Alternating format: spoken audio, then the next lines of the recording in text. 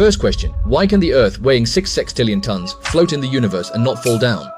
You might say it's gravity, but gravity pulls things down. It doesn't hold them up or make them float. You might also say there's no gravity in space, but there is gravity in space. The sun's gravitational pull on Earth is astonishingly strong, and it's precisely this force that keeps our planet constantly orbiting the sun. So, what exactly keeps Earth suspended there, surrounded by absolute void in every direction, with nothing beneath it for 4.6 billion years? The answer will completely overturn everything you thought you knew about this. The Earth isn't floating at all. It's constantly falling. Right now, as you're watching this video, the Earth is falling towards the sun. It's falling every second and has been falling for 4.6 billion years, but it hasn't crashed. That's because it's also flying forward at 30 kilometers per second. The direction of its fall and the direction of its flight overlap. The fall becomes an orbit, and an orbit appears to be floating. But to truly understand this, we need to start from the beginning. First, let's discuss a thought experiment one Newton conceived. Imagine on a mountain peak so high it's above the atmosphere with no air resistance, a cannon is set up. This cannon fires horizontally, the cannonball flies out, pulled down by Earth's gravity, eventually landing. The larger the cannon, the farther the cannonball flies, the farther its landing point. Newton asked the question, what if the cannon was large enough and the cannonball flew fast enough? So, a cannonball flies forward, pulled down by Earth's gravity, and its trajectory curves downwards. But the Earth is round, and its surface itself is also curving downwards. If the cannonball flies fast enough, its downward curve perfectly matches the Earth's surface curve. The cannonball will never catch the ground, because the ground is constantly curving down at the same arc, synchronized with the cannonball's fall. The cannonball will just keep flying, circling the Earth, never landing.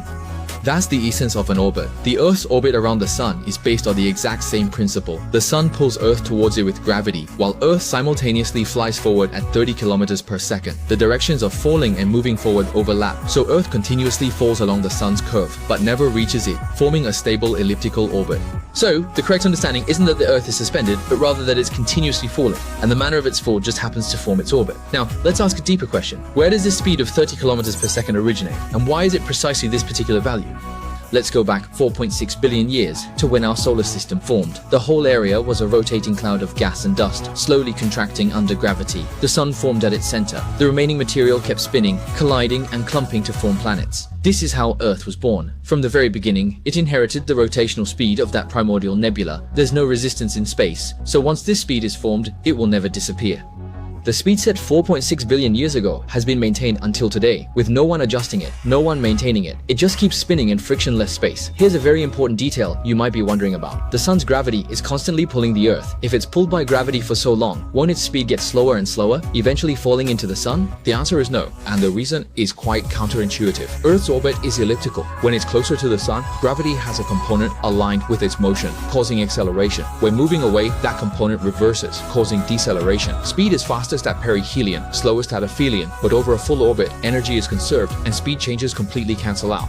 When the Earth returns to its original point, its speed is exactly the same as when it started. The orbit itself is a self-sustaining, energy-balanced system, requiring no external maintenance whatsoever. At this juncture, Newton's explanation is complete. Gravity and velocity balance to form a stable orbit, needing no upkeep for 4.6 billion years. But this is only half of the story. Newton himself admitted that he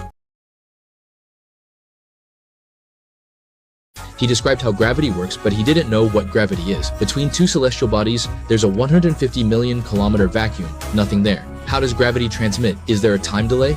Newton had no answer for these questions. In his Principia Mathematica, he wrote, I frame no hypotheses. This question remained unanswered for over 2 centuries until 1915. Einstein gave an answer that stopped the entire physics world. Gravity is not a force at all. It's the outward manifestation of space-time curvature. To give an analogy, imagine a stretched rubber sheet representing the space of the universe. When there are no objects, the rubber sheet is flat. Place a heavy ball on it and the rubber sheet will be pressed into a depression. The heavier the ball, the deeper the depression. Then place a small ball next to it. The small ball will roll along the curved surface of that depression towards the large ball. Not because the large ball is mysteriously pulling it from a distance, but because the large ball curved the rubber sheet. A small ball moving along the straightest possible path on a curved surface naturally gravitates towards the larger sphere. This is precisely Einstein's explanation of gravity. From Einstein's perspective, the Earth revolves around the sun, not due to the sun's gravitational pull, but rather because the sun's immense mass warps the surrounding spacetime. The Earth then travels along the straightest possible path within this warped spacetime. That particular path, from our 3-dimensional viewpoint, manifests as an elliptical orbit. The Earth isn't being pulled to rotate, it's moving in a straight line through curved spacetime. This fundamental shift in perspective completely transformed physics' understanding of gravity and motion. The gravity you feel while standing on the Earth's surface isn't the Earth pulling you down, it's the Earth's mass curving the spacetime right beneath your feet, and you're moving towards the Earth's center along that curved spacetime. That is what gravity is. Astronauts in a spacecraft experience weightlessness, not due to an absence of gravity, but because both the astronaut and the ship are freely moving together through curved spacetime, with absolutely no resistance. Therefore, they perceive no force at all. Genuine weightlessness is actually freefall, and true suspension means you are continuously falling. Newton's explanation describes how gravity and velocity achieve a balance to create an orbit. Einstein's version states there's no force called gravity pulling the Earth. Instead, the sun's mass actually warps the surrounding space-time, and Earth then moves along the shortest path within that curved space-time, a path that just happens to be an elliptical orbit. The calculation results from both these descriptions are identical in most cases, but fundamentally they represent two entirely different worldviews. Physicist John Wheeler famously summarized it by saying, "Matter tells spacetime how to curve, and spacetime tells matter how to move." This isn't merely a theory, it has been verified countless times. During the 1919 total solar eclipse, British astronomer Arthur Eddington observed a noticeable shift in the positions of stars near the sun. The sun's immense mass had indeed curved the surrounding spacetime, causing even light to bend. When starlight passed near the sun, it took a curved path, so from Earth, the star's position appeared shifted. The amount of this shift perfectly matched Einstein's calculations. That day's headlines declared Newton's views overturned. Now, if we connect this to the solar system's true motion discussed previously, you'll see these are just different layers of the same phenomenon.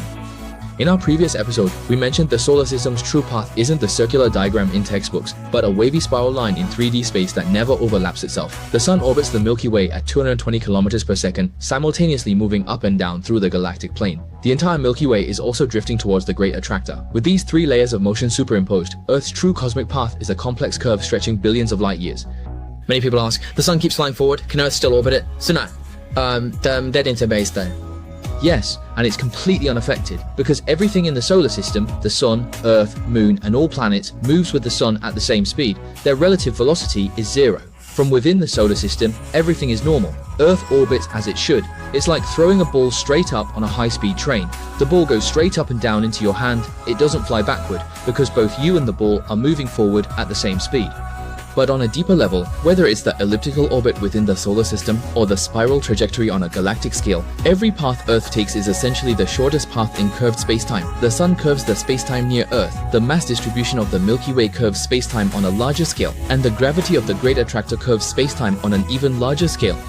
Within these layers of superimposed spacetime curvature, Earth has always been traveling the straightest path it can. Take away the final question and consider, Earth hasn't fallen into the sun for 4.6 billion years, not because it's maintained or protected by something, but because of the laws of physics themselves, because of the curved structure of spacetime, and because of a velocity accidentally formed 4.6 billion years ago, which has been maintained in a resistance-free universe until today. No one designed any of this. No one adjusted any parameters. It's the universe's own laws at work, and you are one of the results of this 4.6 billion years of precise operation. An entity that can stand on Earth and figure out why it doesn't fall is itself the most incredible part of it all.